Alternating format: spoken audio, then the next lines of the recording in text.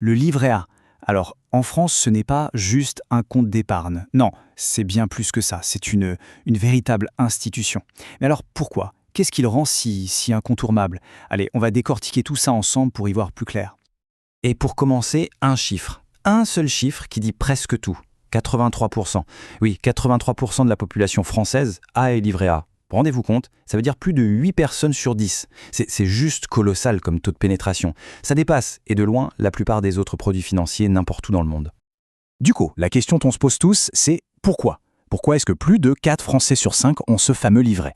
Qu'est-ce qui se cache derrière cette popularité écrasante? Est-ce que c'est juste une vieille habitude, une sorte de tradition, ou est-ce qu'il y a derrière des avantages vraiment, vraiment uniques?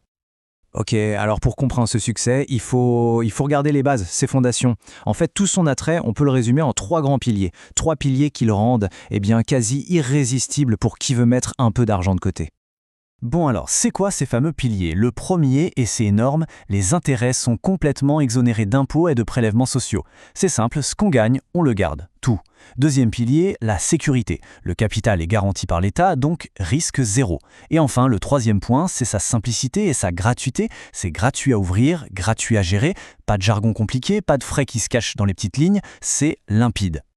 Maintenant qu'on a vu le pourquoi, passons au comment. Comment ça marche concrètement un livret A? Parce que oui, il y a des règles du jeu et elles sont bien précises, fixées directement par l'État. Alors, première chose à savoir sur le taux, il n'est pas fixe, pas du tout. Il bouge en fonction de la conjoncture économique et surtout de l'inflation. On le voit bien ici, il a atteint un pic à 3% en février 2023, puis il a été ajusté à la baisse pour se stabiliser à 1,50% début 2026. Ça, c'est typiquement le reflet d'une inflation qui se calme. En général, ce taux, il est revu 2 fois par an. Autre chiffre, un chiffre très important, 22 950 €. Qu'est-ce que c'est? Eh bien, c'est le plafond. On ne peut pas verser plus que cette somme sur son livret A, c'est la limite.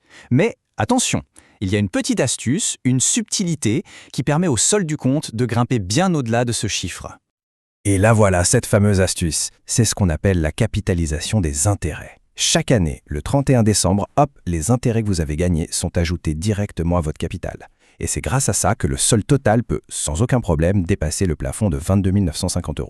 En fait, il n'y a plus aucune limite. Les intérêts peuvent s'accumuler à l'infini. Alors là, on rentre dans un truc un peu technique, mais c'est important de comprendre. Le calcul des intérêts. C'est la fameuse règle des quinzaines. C'est un peu spécial. En gros, l'argent que vous déposez ne commence à travailler pour vous que le 1er ou le 16 du mois qui suit. Par exemple, si vous versez de l'argent le 5, il ne produira des intérêts qu'à partir du 16. Et à l'inverse, si vous retirez le 14, eh bien cet argent arrête de générer des intérêts dès le 1er du mois. C'est une petite subtilité, mais c'est bon à savoir pour optimiser un peu tout ça. Allez, on passe à du concret, du pratique. Comment on fait pour en ouvrir un et surtout, comment on fait si on veut le changer de banque? Pour les règles, c'est assez simple. Qui peut en avoir un? Absolument tout le monde, même un mineur. Par contre, il y a une règle d'or. La règle la plus importante, c'est une seule livret A par personne. Point. Toutes banques confondues. D'ailleurs, les banques sont obligées de vérifier ça auprès du fisc, justement pour éviter que des gens en aient plusieurs. Alors ça, c'est un point qui piège beaucoup de monde. Si on veut changer de banque, attention, on ne peut pas transférer son livret A. C'est impossible. La seule solution, c'est de faire les choses en 2 temps. D'abord, on demande la clôture de l'ancien livret, on récupère son argent, et ensuite, seulement ensuite, on en ouvre un tout neuf dans la nouvelle banque. Ça peut prendre un peu de temps, quelques semaines, donc il faut anticiper. Bon, le livret A, c'est bien, mais il n'est pas tout seul. Il a des cousins, d'autres produits d'épargne réglementés. Alors la question c'est, comment il se positionne face à cette concurrence? Ce petit tableau résume bien la situation. On voit que le livret A et son cousin, le LDDS, le livret de développement durable et solidaire, ils ont le même taux. La grosse différence, c'est le plafond bien plus haut pour le livret A. Après, si on cherche le meilleur rendement, le champion, c'est le LEP, le livret d'épargne populaire. Mais attention, celui-là, il est réservé aux foyers les plus modestes, il y a des conditions de revenus. Au final, le livret A, c'est vraiment le produit universel, celui qui est accessible à tous. Et face au livret A, il y a aussi ce qu'on appelle les super livrets des banques. Ils sont super alléchants avec leur taux promotionnel très élevé. Sauf qu'il y a un mais. Ce taux, il est brut, c'est-à-dire qu'il faut enlever les impôts et les prélèvements sociaux, la fameuse flat tax. Et en plus, ce super taux, il ne dure que quelques mois en général, après il dégringole. Le livret A, lui, il joue la carte de la stabilité. Son taux est peut-être moins spectaculaire, mais il est garanti et surtout, il est net d'impôts. Pas de mauvaise surprise. Maintenant, si on compare le livret A à l'assurance vie, là, c'est pas du tout le même match. J'aime bien l'image du sprinter et du marathonien. Le livret A, c'est le sprinter. c'est parfait pour l'épargne de précaution, celle dont on peut avoir besoin du jour au lendemain. C'est liquide, c'est sûr, il y a zéro risque. L'assurance vie, c'est le marathonien. C'est un outil pour voir loin, pour le long terme. Le potentiel de gain est plus élevé, bien sûr, mais il y a aussi un risque de perdre de l'argent. En fait, il ne faut pas les opposer, ils sont super complémentaires. Et là, on arrive à la partie que je trouve la plus fascinante. C'est l'aspect le plus méconnu du livret A.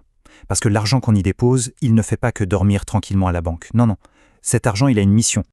Regardez-moi ce chiffre, 432 milliards d'euros. C'est la somme totale qui était sur tous les livrets A de France fin 2024. Pour se faire une idée de ce que ça représente, c'est plus que le PIB de pas mal de pays.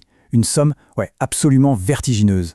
Et tout ça a été collecté euro après euro par des millions de personnes. Mais cette richesse, elle est répartie de manière très inégale. Ce graphique le montre bien. D'un côté, vous avez presque la moitié des livrets qui ont en fait très peu d'argent dessus, moins de 1500 euros, et tous ces comptes ne représentent qu'une toute petite partie du gâteau, à peine 1%.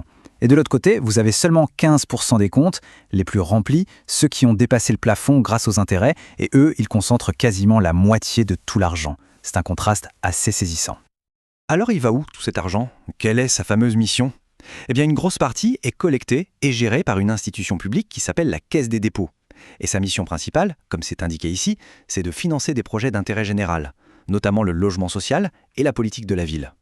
Et c'est là que tout prend son sens. C'est ça, le super pouvoir un peu caché du livret A.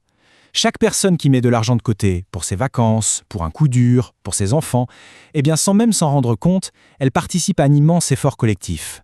Chaque euro contribue directement à financer la construction de logements abordables partout en France. Au final, on a tendance à voir le livret A comme un produit simple, sûr, un peu pépère, disons-le. Mais quand on creuse un peu, on se rend compte que c'est bien plus que ça. C'est une sorte de gigantesque machine qui transforme l'épargne de chacun en un puissant levier d'investissement social. Ce qui nous amène à une dernière question. Et si au fond, sa plus grande force, ce n'était pas son taux, ni sa sécurité, mais justement ce rôle social complètement unique?